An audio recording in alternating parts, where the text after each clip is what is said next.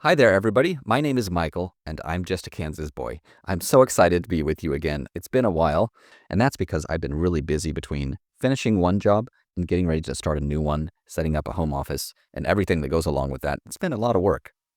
Now, I'm excited for today because I want to do something really exciting and really new. So I'm a music lover. I love music. One of my favorite artists is Sabaton. Sabaton is a Swedish metal band, and they tend to focus mainly on historical events. I'm pretty familiar with Sabaton's more recent stuff, but I'm not very familiar with their older stuff.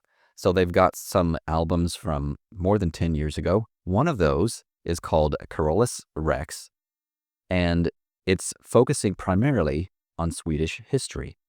Of course, because of this channel, I thought that would be a perfect place to go and to explore some new stuff, to listen to some new music, and to learn some history at the same time. This album is really unusual because it's in both English and Swedish. It was released in both English and Swedish, and you can't just translate directly one song from one language to another because the rhythm is different, the accents are different, the sound is different, and so you actually have to kind of rewrite the song for each language, and so it's a lot of work. But it was incredibly popular in Sweden. I think it came out in 2012, and I want to listen to one of the songs from that. I've heard that the live version of In Livstid I Krig is amazing, and so that's what I'm going to be listening to today. The song is about the 30 Years' War and Sweden's involvement in it. So I'm going to be watching a live version of it from the Great Tour. I've got a little bit of background on that song itself that I'm going to share right now. This is actually from a completely different channel called Sabaton History, and in that channel, Sabaton band members meet with a historian and they talk through the history of some of their songs. And it's really interesting. You can learn so much about the background. And so I watched the video for In Livstid I Krig on the Sabaton History channel. You can find a link actually up here in the corner. I'm not going to share a reaction to that video, but I will share a few things that I learned from it. First of all, Sweden gained independence from Denmark in 1523, and that was right about the time that the Protestant Reformation was kicking off. During the Reformation, Sweden became primarily Lutheran, but in 1618, things really blew up, and that's when the 30 Years' War started. It's considered one of the most destructive wars in European history, and it was fought mostly in Central Europe. Now, at first, Sweden remained neutral in the conflict. Now, during the 1620s, Sweden began to get more and more involved, and they eventually ended up at war with the Polish-Lithuanian Commonwealth in 1626. And then in 1630, that war kind of merged with the larger war in Europe altogether, or the 30 Years' War. Sweden ended up in an alliance with France, and they found out that Swedish soldiers actually fought really well. One of the reasons that they were so successful is because they actually pioneered a new type of warfare that focused on maneuvering and using combined arms and artillery. That was almost early form of blitzkrieg, and it was extremely effective on the Central European battlefields. Gustavus Adolphus was known as the Lion of the North, and he ended up occupying most of Germany, including Munich, and he controlled the Baltic Sea. However, he did fall in battle in 1632, but war kept going and going. After the fall of Gustavus Adolphus, they stayed at war for another 16 years until 1648, which is when the Westphalian Peace finally ended the 30 Years' War. In the aftermath of this war, Sweden was considered a great power in Europe and was completely militarized until 1718. And I believe there were some more conflicts during that time.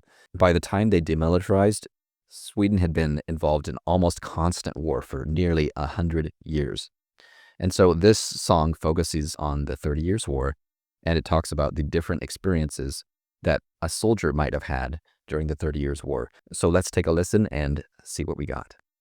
Mina vänner, då sjunger vi tillsammans. En livstid i krig! It's a huge crowd.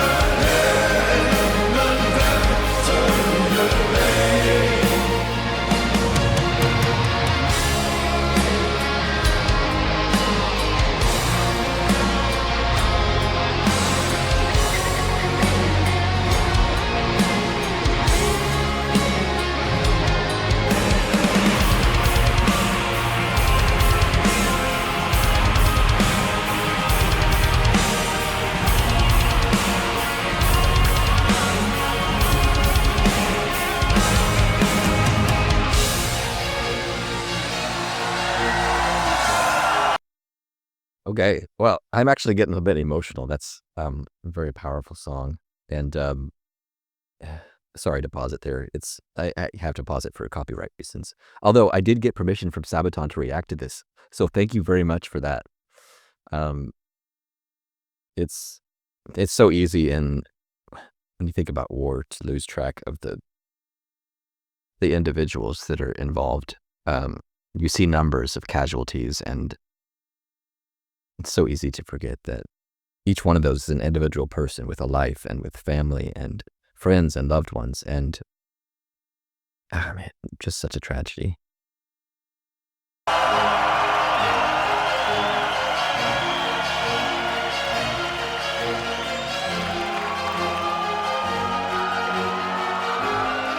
Och när min tid har runnit ut, vem bryr sig då? Vi kämpar på, får en soldat ett värdigt slut. Och somnar upp, försvinna bort och aldrig vakna för kriget ett land, förgöra en man. Jag ger mitt liv för mitt fosterland. Men vem saknar mig, så se mig som den. En make, en vän, fader och son, som aldrig kommer hem. En vän sörjer mig, för kriget det kan förgöra en man. Jag ger mitt liv för mitt fosterland. Men vem saknar mig, så se mig som den. En make, en vän, fader och son, som aldrig kommer hem. Men vem sörjer mig?